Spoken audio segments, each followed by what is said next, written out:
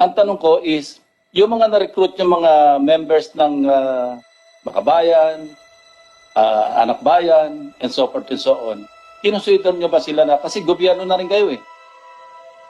Nakita nyo yung connection? Pareho tayong gobyerno because you became elected officials of the House of Representatives of Congress. So pareho yung situation natin. Are you ready to disown or denounce them?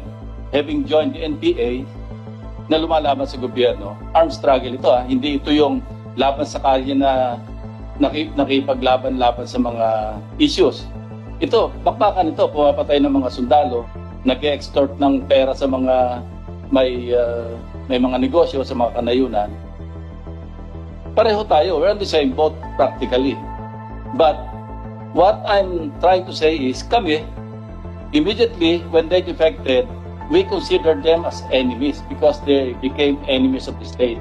Now I'd like to ask you point blank, are you in the same, do you share the same sentiment regarding your members or former members who, sabi nga nila, sumampa do sa NPA para makipaglaban na gamit na armas?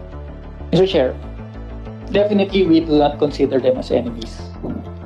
Do not consider them as enemies. They are Patay sila ng mga taong gobyerno, ng mga mayors, they are engaged in rebellion, Mr. Chair.